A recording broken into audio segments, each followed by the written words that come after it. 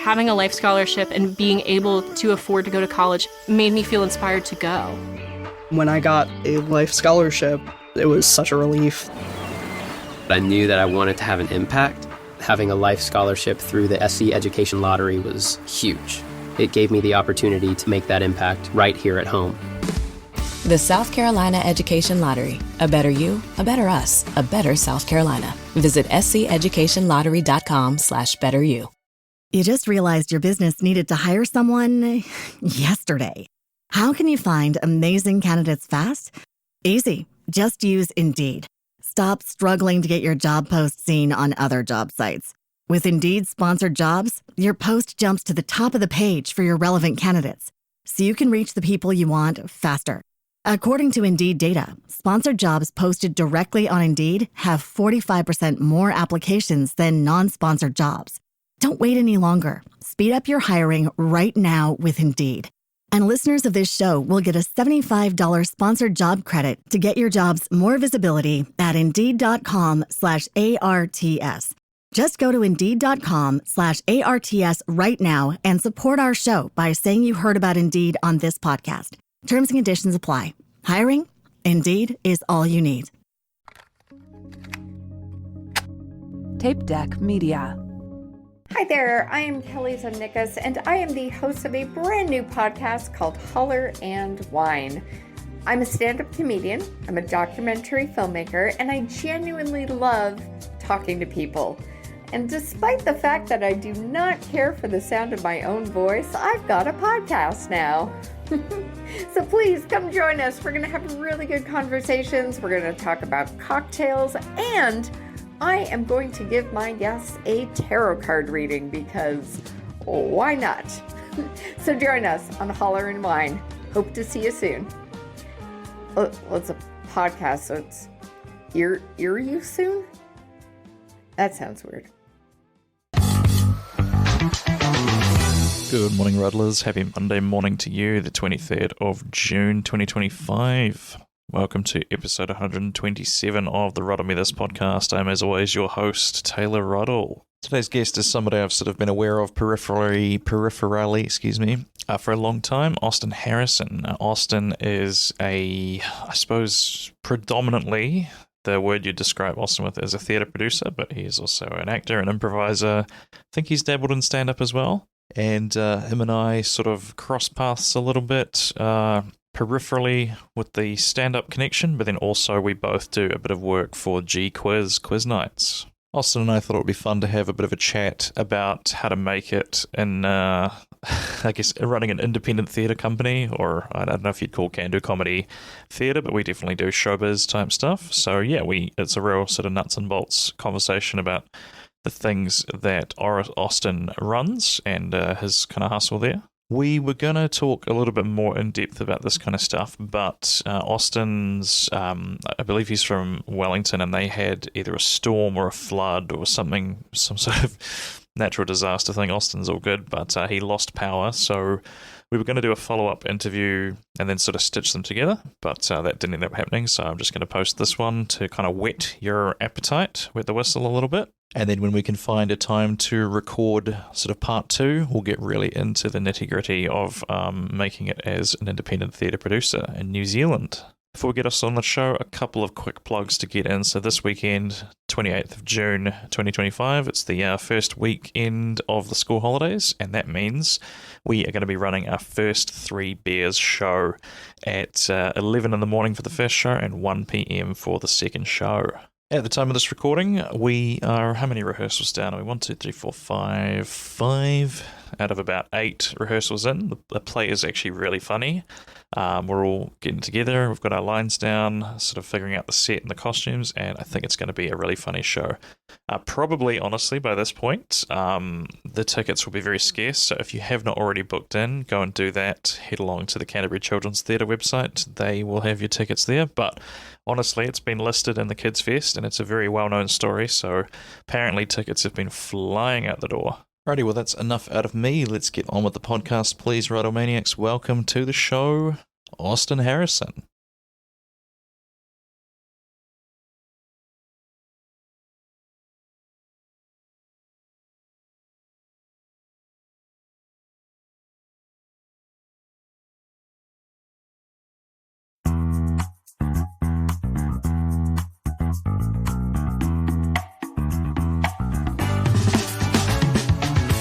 Hello, Austin. Welcome to the podcast. Hey Taylor, thanks for having me. Delighted.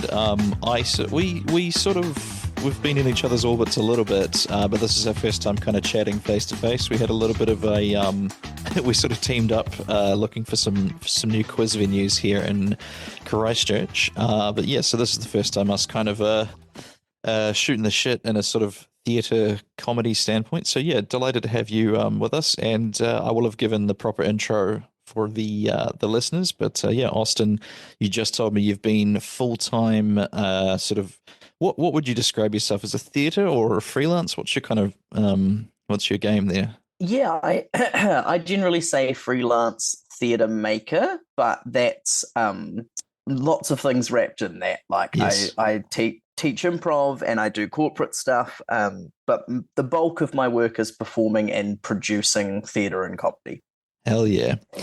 The two things that I'm sort of most familiar with about what you do at the moment are, you were doing a, I guess you'd call it an improvised Coronation Street homage. Not improvised. Oh, No, it's a fully scripted Coronation Street parody show. We debuted it literally last week at Betts Theatre here in Wellington, and it was, yeah, it's super fun. We've created the show specifically with the intention of taking it to the Edinburgh Fringe Festival. hell yeah.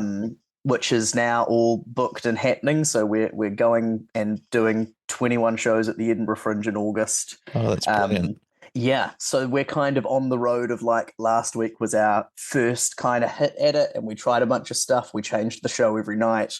And then we've got a season in Christchurch down your way in June. Oh, where are you playing when you're here? We're at Little Andromeda Awesome. on the Yeah. 14th and 15th of June at 7 p.m. There you go. I'm going to try and make sure this podcast comes out before that. And I will also, 14th and 15th, yes, I can definitely make the 15th. So I will try to be there for that. The sort of the selling point of it is that it's just two actors playing 6 characters. Have I got that right? I think we actually have 9 characters in the show. There's like 6 main roles, and then there's little bit parts that come in and out as well. But yeah, you can imagine it's like coats being thrown on and off, Yes. wigs flying on and off stage. We have this like really fun thing that's become part of the show, which is that we actually give the costume pieces to members of the audience. And when that character enters, we go to the audience, and the audience chucks the costume pieces on stage for us. So there's literally like stuff flying everywhere. We're jumping in and out of different roles. It's really high energy chaos. It's the sweatiest show I've ever done. I feel like that's a great pull quote for your poster there. The sweatiest show I've ever done. I also loved that you had to change the branding slightly based on the colloquial term for the show. Like over here, people refer to it as Coro, but in the UK, they refer to it as Corrie. What was that? Did you know that in advance, or was that a surprise to you? No, I worked it out while doing research, basically, because they've been making that show. There's over 11,500 episodes of Coro. They've been doing it since 1960. So I went right back to the 60s, watched some really early stuff, and then I was like Googling, being like, what are the most iconic storylines from Coro? What are the most iconic episodes? And so that I could go through and watch kind of the highlights. And yeah, and all of the articles that came up were like the 5 most dramatic moments in Corrie. And I was like, the fuck is that? That's not You're going into Wikipedia trying to change it, like, no, you guys got it wrong. Yeah, so thankfully through that like research process, realized that the Brits call it Corrie, not Coro. I love that. We've registered it as Corrie for the UK shows. But it will always really be Coro, and if we ever publish the script, it will be Coro. How different our cultures are, eh? Do you think there are other regional nicknames for Coronation Street? Like maybe the Australians have a different one, and I would be surprised if Americans were watching, but you know. Yeah, I'm pretty sure that the Aussies also call it Coro, and I would be fascinated to know, like apparently it's got it had a really big following in like Germany and Austria. Yeah. And I don't actually know what they call it colloquially, but I'm sure it will be something completely different again.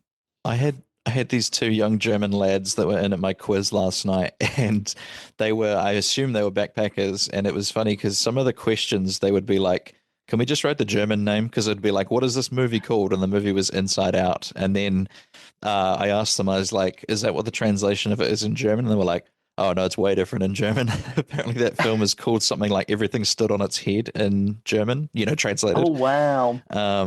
Yeah, I love the etymology of translating stuff to, because you have to make stuff fit into the sort of culture as well as you can't just one-to-one all the time. Yeah. It must be such an interesting part of filmmaking when they go to distribute a film internationally and they're like, you think about the outcry of like calling the Philosopher's Stone the Sorcerer's Stone in the US, and it's like there's way more intense differences in translation. Yes, I remember there's quite a good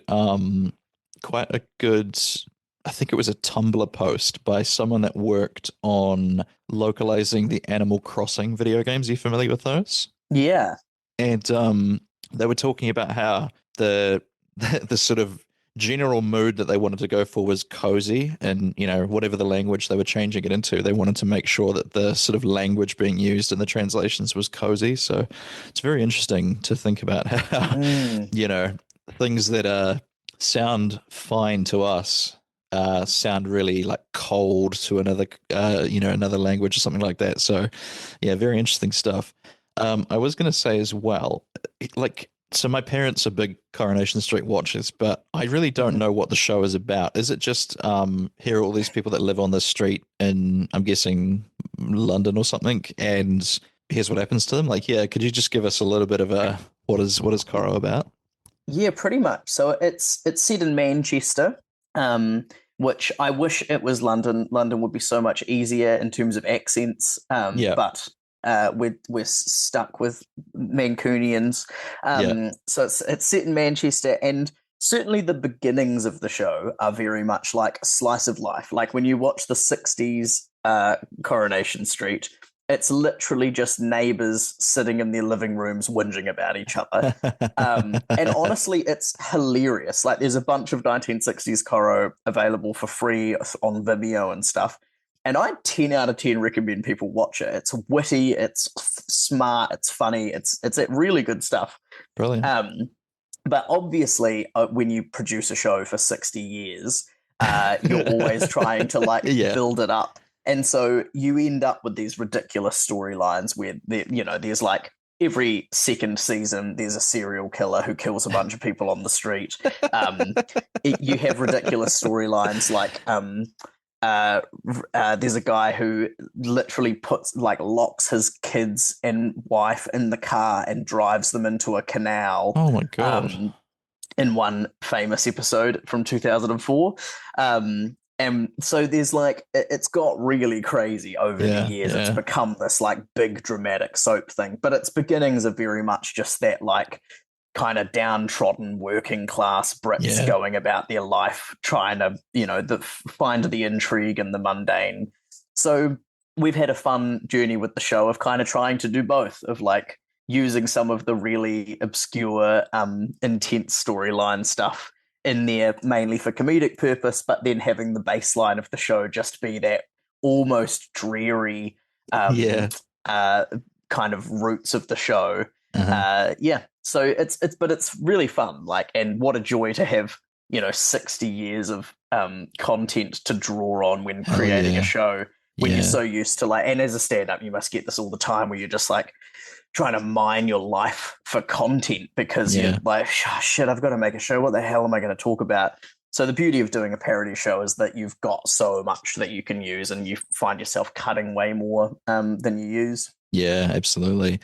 I was going to say what I find really interesting is the idea of so I'm a big fan of this sitcom called Peep Show. Have you ever heard of that one? I love Peep Show. Okay, well, so there's a guy on TikTok at the moment who's doing modern versions of Peep Show, and so it's like Mark is he's using his air fryer, and he thinks, oh, if Just Stop Oil have managed to make these happen, maybe I'll have to reassess my hatred for them. And you know, Jesus started a podcast, and they've been cancelled, and like it's just I love seeing TV shows having to keep up with modern technology and you know modern trends and that kind of thing, but with something like Coronation Street, like you don't have to imagine what they would be like because you're just seeing it. Like, you know, I bet they've had like somebody was sending their private parts on Snapchat kind of episodes and oh yeah, I mean apps, like and, yeah. there's the iconic I mean not Coronation Street, but the iconic Shortland Street Chris Warner scene of "Is that your penis?" It's like I wonder how you would explain that. Actually, Americans probably might know that one because it sort of went a little bit international, didn't it? With the I think the clip of it went like mega viral anyway. So I reckon there'll be plenty of people aware of that who've never seen Shortland Street in their life. Yes, absolutely. With the branding of the show, have you had to take any careful steps not to get like a sort of cease and desist, or like are you allowed to use the theme song in the show? Like, how's that been? Yeah, that's a really interesting point. It's tricky because, like in New Zealand, we actually don't have parody laws, so there is no actual guidelines on how to manage parody. It's pretty much just like generally when we do stuff, you write to the people who made the show and you're like, hey, we're going to do this, let us know if you have any issues with it. Generally they don't even see your email and they don't care, and you just do what you want.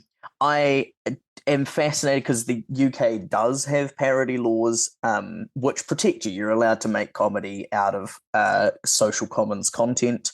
And so one thing that we've been fairly aware of is like trying not to explicitly use anything that's been on the show in the last 7 years. Because, and to be fair, I think that's been sort of fine because the most iconic stuff happened more than 7 years ago anyway. So that's been one thing that we've been a little bit careful of. In terms of using music in shows, like we can have a whole conversation about music licensing rights and stuff, but like that is ruled by APRA AMCOS in Australia and New Zealand, which is an organization who that's their whole job. Honestly, they might be the most useless organization on the planet. I am yet to, having produced like 350 shows, I'm yet to successfully pay for music rights for a song I used in a show, because they take months and months to get back to you. Sometimes they just don't get back to you at all, and then when they do and you sign a contract to use a thing, they don't invoice you. Like they're the most dysfunctional, useless organization. So I genuinely, most of the time when I'm making a theatre show and we want to use music, I will try and use New Zealand artists and I'll just contact them directly. Because it's actually, you have a better shot of just like tweeting at Phoenix Foundation than you do going through the New Zealand music licensing organization. Wow. That sounds like such a headache. Yeah. I never knew it was that complicated. So the other thing I think we could talk about as well is your improvised yarns with Dad, or is it your dad? Is it give me the correct name for that. I may have flubbed that. The show name is I'm Proud of You.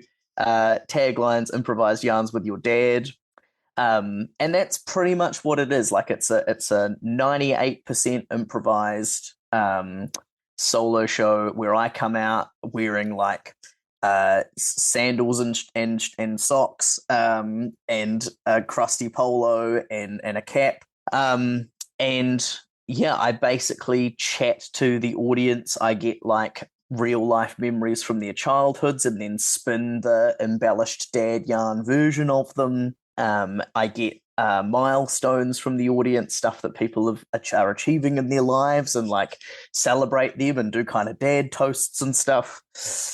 And then I finish the show with an improvised bedtime story that kind of tries to wrap together all the threads that have come up through the show. So I've just done a 2-month tour of that And literally this week I've got the last 2 shows here in Wellington. Awesome. Before I kind of put that thing to bed for a while, I think. But yeah, I spent literally two months pretty much full time being Stranger's dad. How did you come up with the idea to run that as a show? Yeah, it was not even my idea. I was in 2021. I did a I was in like a drink driving show that toured in schools in the South Island. Yeah. And it was a pretty intense. We were on the road full time for 4 months. It was a pretty intense tour with like 6 of us in a car, and lots of stuff went down on that tour. And I became tour dad. You know, I was the one doling out hugs and telling everyone it was going to be okay. Oh wow. And so we were sitting around one night, and I think Kate Lowe, who was one of the cast members, was like, "This is a show. You're such a dad by nature. You should make a show where you just are the audience's dad and like tell them you're proud of them and that you love them." And I think people will cry. So that was the seed of the idea. Have you had any audiences shed a tear since you've been doing the run? I have, yeah. Wow. I had a particularly beautiful moment in a show I did in Hastings, where one of the audience members came up to the show and had clearly been quite emotional. Yeah. And I end the show telling all of my kids that I'm proud of them, basically. Yeah. And she came up and she said, my dad, when he passed away, the last thing he ever said to me was that I wish I'd told you I was proud of you more. Oh, wow. So when you did that at the end, it just like hit. Yes. Yeah. And that's certainly been, like, the show is a comedy show. It's funny. It's meant to be funny, but it's really satisfying when you can get those moments as well where you're actually bringing people together. And there's been lots of moments where people have shared something from their childhood and someone else has recognized it, and then they've gone and had a conversation and ended up chatting in the bar and hugging afterwards. And wow. I think like those connections are kind of not to be really wanky, but that's why I do it. Like, laughter is great, but I'm more about connecting people, and I think comedy is a great tool to do that. Yeah. We've started up a show here in Christchurch that's called Good Advice, Bad Advice. And it's with my have you seen the posters for it that I've been showing? I have. Yeah. You've got a friend who's like a therapist or a psychologist or something. He is genuinely my therapist. And and so yeah, we do this show where Logan Robinson's his name, and he is he's the angel on their shoulder and I'm the devil on their shoulder. And we've had people suggest, they ask something they're struggling with. Logan gives a very measured, well thought out, compassionate response, and then I basically tell them to do the exact opposite of what Logan has told them, or some other unhinged kind of solution, let's call it. And then the audience gets to vote on who gave the good advice and who gave the bad advice. I was talking to Pip, who's the owner of Good Times, and Pip was quite impressed with how the people that came out to it were very earnest in the way that they genuinely did share things that it seemed like they wanted, like advice on. And I imagine you probably get an element of that in your dad's show where you're like, okay, it's meant to be funny, but if you kind of go with it and allow yourself to just be earnest and be open, I could definitely see why you would have people having very real moments of perhaps closure or something from their life. And I think it's a cool idea. Yeah, heck yeah. I think like I had a really funny conversation with some audience members in Hamilton actually about this, and they were all standing around, and it was like literally none of them had relationships with their dads anymore. Right. It was like half a dozen people who'd seen the show, and I was like, yeah, I do wonder what the percentage of people who came to my show are people with legit daddy issues. Who, it appealed to them to want to deal with that publicly for some reason. Yeah. Is such a like interesting idea. But I kind of like really think in that context, like that show, I was like, even if it's not funny and I die on my ass and the improv doesn't work, at the very least, I'm going to look each of those people in the eye and tell them that they are loved and that someone is proud of them. And I think, particularly as Kiwis, we're so shit at that. Yeah. We're so rubbish. Like, we don't even tell our mates we love them. We don't, we don't tell our siblings that we're proud of them when they do cool stuff. We're so shit at it. Yeah. And I think touring that show around the country for a couple of months, I realized that, there's just a genuine demand and need for that. And we all can do a bit better in doing that in our own lives, not just on stage for money. Yeah. I love that. So then let's talk a little bit about the kind of daily hustle of being a kind of full-time battler. I use the term battler because it feels like a battle most of the time for me. Yeah. I don't know if we're technically in a recession at the moment in the country, but a lot of people are not doing well financially. Let's just call it that. Have you noticed that affecting your kind of, not your bottom line as such, but have you noticed attendance up and down, that sort of thing? Have you noticed being affected by the fact that a lot of people are not spending money at the moment, probably because they don't have it, but yeah. Yeah, big time. And especially, like, I'm based in Wellington, and so most of my stuff that I do is here. And attendances for everything have been way down for the last 18 months. And that's like, multiple factors, but like generally the vibes in Wellington are trash. And then there's a recession. And then on top of that, all of the public sector layoffs that happen basically happen here. There was a crazy stat I saw that 12% of Wellington's population were laid off last year at some point. Crap. Yeah. So that does not create a good environment if you are supplying essentially luxury services, right? Like, people don't have to go to shows. They don't have to go to comedy. They don't have to go out to the pub for a quiz. Yeah. And to be honest, the biggest thing for me is like the real like crust winning work that I do is corporate entertainment. Yeah. And I can't, like in 2019, that December, I made enough money from corporate entertainment to essentially pay my rent in 2020. Yeah. Which was allowed me to launch into freelance despite the pandemic and do it anyway. And literally last year, I had 3 corporate gigs the whole year. I had 2. Yeah. So like, yes, attendances generally are down, but I think you can make that work. You can downscale stuff. You can work on lunchbox budgets. You can make that work because there's always going to be an audience there. But it's actually that higher end of stuff, the work that actually pays your bills, that has really dried up over the last 18 months. So that's been the biggest challenge for me. Yeah. With because this is something we've always been curious about. I don't know if there's not a ton of corporate work for, at least for theatre stuff or stand up in Christchurch, or if we're just not in the right circles. But what sort of thing do you do for a corporate entertainment show?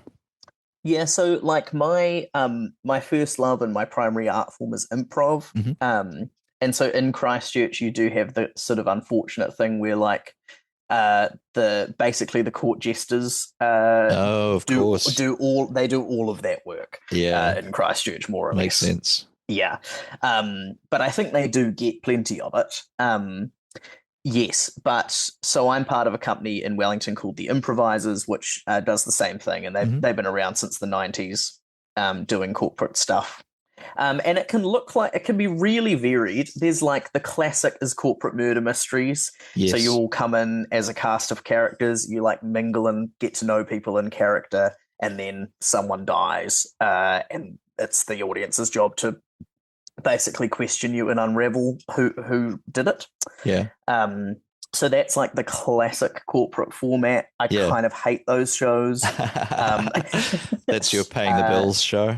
Very much so. There's like a really infamous ones within the industry here in Wellington, at this like big old house in the Hutt Valley.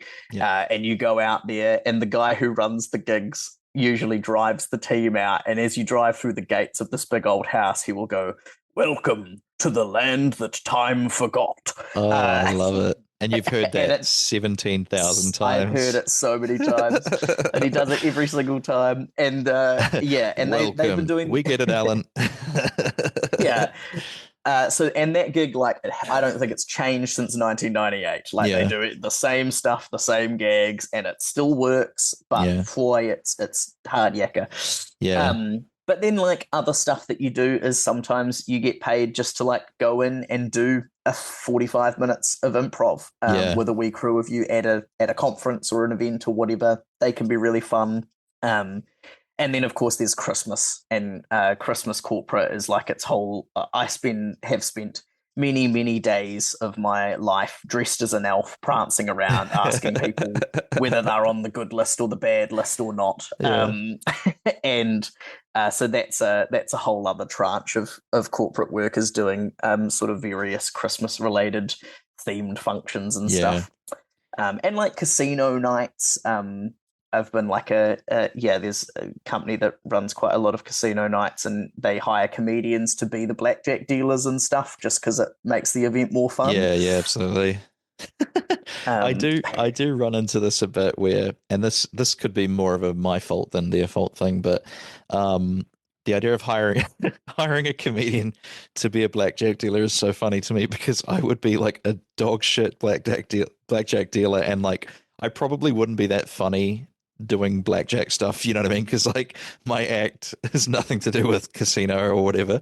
But I've run into things where people have they've ordered a quiz night, and then they've heard that I've been a stand-up, and then thought like, oh yeah, this is going to be like it's going to be non-stop laughs, and it's like, yeah, no, it's not. Like, I'll try, but like there's only there's some questions are genuinely just like, what is the capital of Peru, or whatever it is, and you're like, I can't really. Lima. And so yeah, there is a funny expectation with people that aren't in comedy or in the arts, who I think their mental picture of a comedian is just this wacky guy who's on all the time, and like, oh, this, nudging people on the ribs, like, oh, this will be all right, love, we'll get a comedian in. And then, yeah, it's just like, I don't think it ever goes how they are picturing it's going to.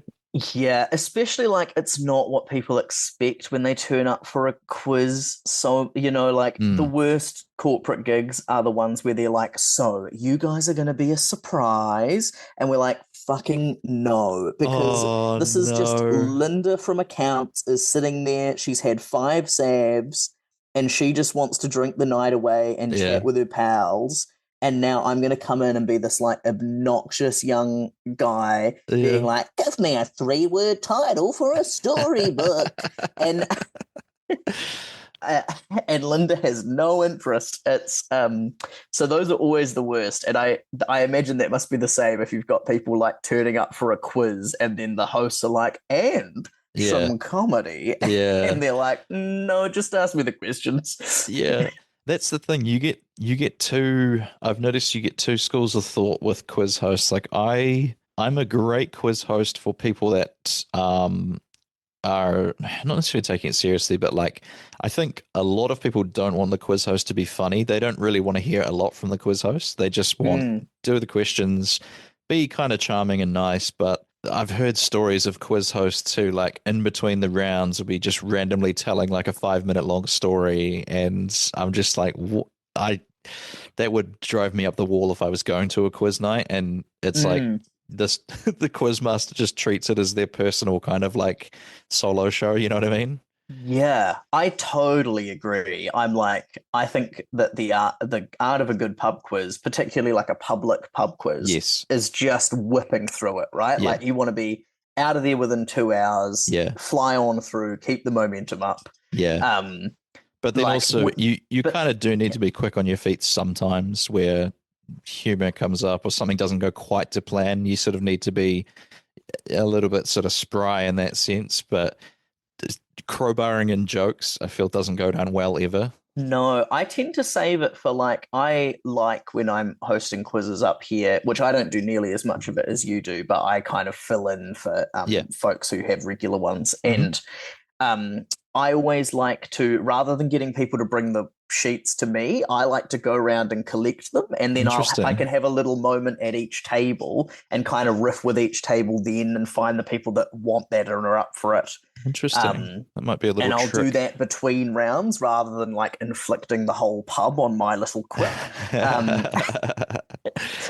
One of my favorite things, and we've started to notice this again, is because in Christchurch the only sort of comedy gigs had been like you're only going to go, you're like, if you end up at it, you meant to be there kind of gigs, like where they've got a separate room or, you know, the comedy club and stuff. But we've had a few public gigs turning up, and I'd forgotten how funny, but a sort of funny in a tragic way it can be to spring a comedy night on people that didn't know it was going to be happening. And, you know, you'll have a family of 4 that are just trying to have Nan's birthday.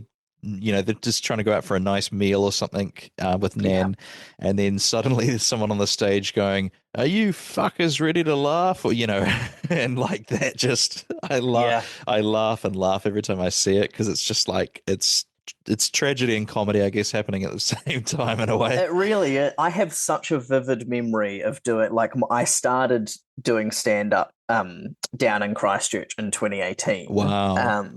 And then I actually, like, I did like 6 months of kind of doing some regular gigs and stuff, and then I bailed and didn't do it for ages. But I have a distinct memory of doing a gig at the Pedal Pusher on Lincoln Road, and on a Monday night, I think, and turning up, and a local comic who, when I reveal, you'll probably know who it was, but he has a very funny bit, but a very intense bit about how he used to be an avid user of meth, and what a fucking Moorish drug meth is. The whole bit, and just this, like, these like 2 horrified German tourists who just came out looking for a beer, just being like, "What is going on in this country?" Just oh, that is beautiful. I'm sad to say we've got about 5 minutes left in the Zoom. I feel like we could do this for like another couple of hours, but let's get some plugs in for you. So what is your theatre company called? Lots of things, but you can follow me at Austin Harrison Theatre is my handle on Instagram and Facebook, and I am on TikTok, but I don't post much. Mainly there to lurk. So that's where you can follow me. You can also go, I've got a website, austinharrisontheatre.com, and you can sign up for my newsletter there as well. I do like 130 events a year, ranging across comedy through to like full dramatic theatre shows, and everything in between. So go jump on board, check out my stuff. Absolutely, do that. Okay, that was a lot quicker than a 5-minute plug. I've got a little list here of some good questions that we like to end with sometimes, so we'll just chuck some of those at you and see what you say. So, did your primary school have houses? Yes, it did. What house were you in? So I was in Averil House. Yeah. Mine were all named after bishops, I think, because it was a religious school. Yes, yeah. And what did it have a color associated with it? Yes, yellow. Interesting. I was picturing blue when you said that.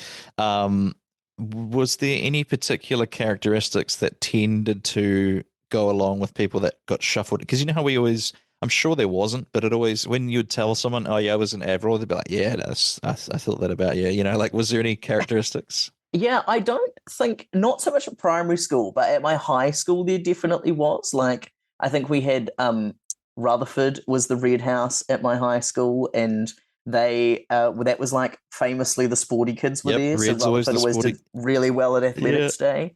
But then Nata, which was the house I was in, was green, and they were kind of the artsy kids. We usually did quite well at lip sync.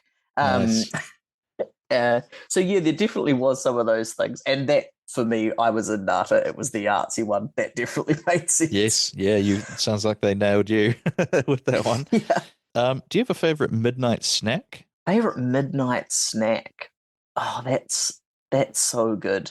I think there's like 2 answers to that. One is pasta, and the other is just a cheeseburger on the way home. Yeah.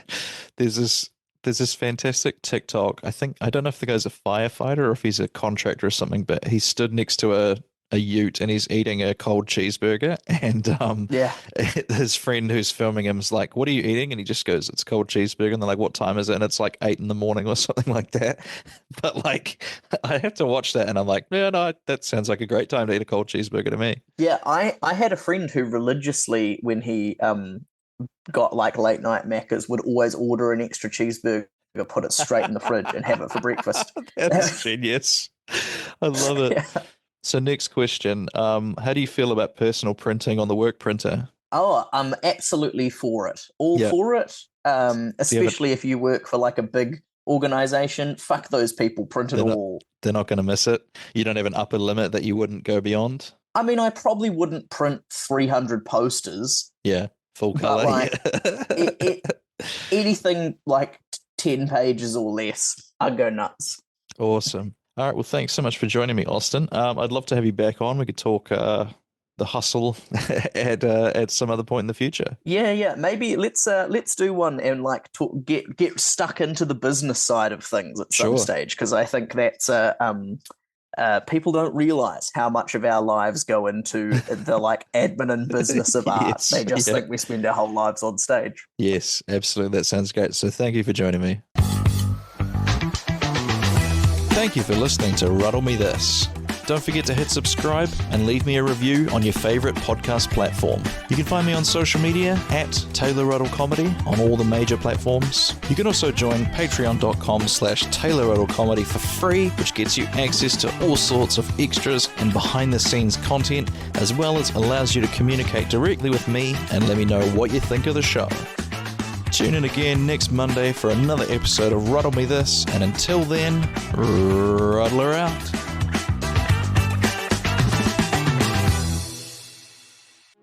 This has been a Tape Deck Media production. Thank you for listening. Hey Ruddlers, I joined a group of podcasters that we are calling the Trailer Alliance, a group of podcasters that share each other's trailers at the end of the episodes and generally support each other. So at the end of each episode for the next few weeks, I'm going to be playing a trailer of one of the members of the Trailer Alliance. And here's one of them now. I hope you like it. Welcome to the Evil Twins podcast. I'm Paige. And I'm Arden. And this is the trailer. We are two sisters, not twins. We are not twins. Who have decided to start a podcast about the hit Paramount Plus show, Evil. So why did we start this podcast?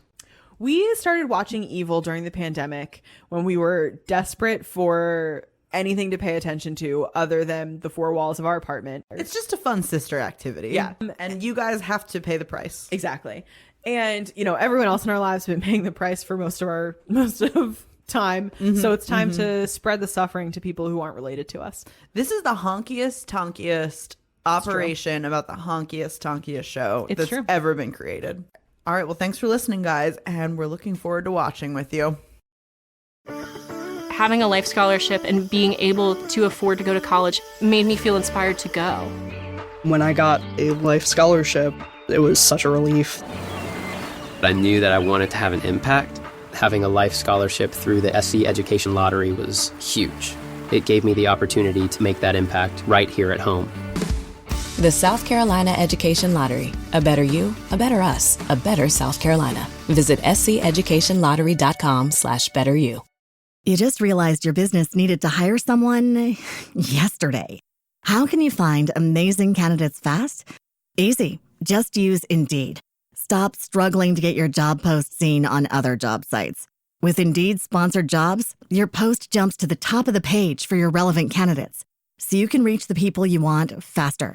According to Indeed data, sponsored jobs posted directly on Indeed have 45% more applications than non-sponsored jobs. Don't wait any longer. Speed up your hiring right now with Indeed. And listeners of this show will get a $75 sponsored job credit to get your jobs more visibility at Indeed.com/ARTS. Just go to Indeed.com/ARTS right now and support our show by saying you heard about Indeed on this podcast. Terms and conditions apply. Hiring? Indeed is all you need.